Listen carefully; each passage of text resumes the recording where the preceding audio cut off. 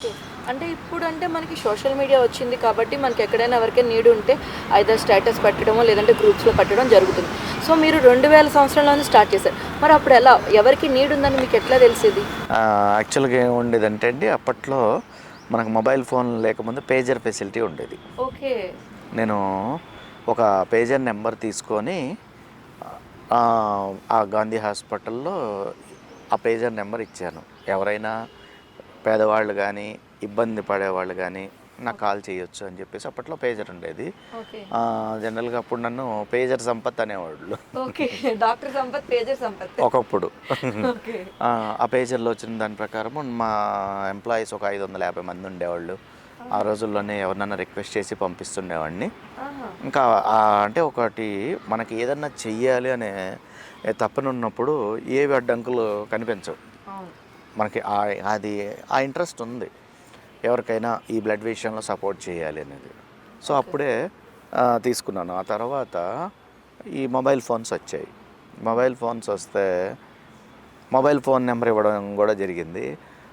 Incoming రూ. 7 అయ్యేదండి. వాళ్ళ okay. అవసరానికి వాళ్ళు నాకు కాల్ చేసినా ఆ! పర్ మినిట్ రూ. 7 పే చేసేవాడిని.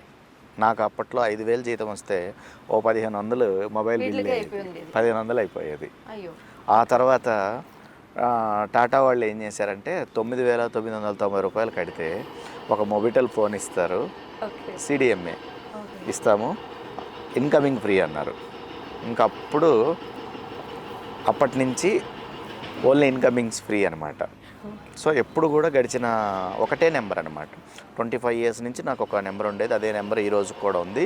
ఇంక మధ్యలో ఏం చేసామంటే, జనాలు ఒకసారి కాల్ చేస్తే ఈజీగా గుర్తుండిపోవాలి అని చెప్పేసేసి ఒక 5,00,000 పే చేసి ఒక ఫ్యాన్సీ నెంబర్ తీసుకున్నాను. జస్ట్ అది పబ్లిక్ పర్పస్. ఓకే. అదేంటంటే ఒకసారి డయల్ చేస్తే వాళ్ళ మైండ్‌లో ఉండిపోతుంది. ఓకే. 9992345678. చాలా ఈజీగా గుర్తుపడతారు. అది కేవలం ఏంటంటే ఎవరైనా ఒకసారి డయల్ చేస్తే హ్మ్. మన నెంబర్ వాళ్ళకు మైండ్లో ఉంటుంది. మనం ఎక్కువ మందికి టచ్లో ఉండొచ్చు. ఓకే. ఎక్కువ మందికి హెల్ప్ అవ్వచ్చు. అటు డోనార్స్‌కి ఈజీ నెంబర్ అవుతుంది.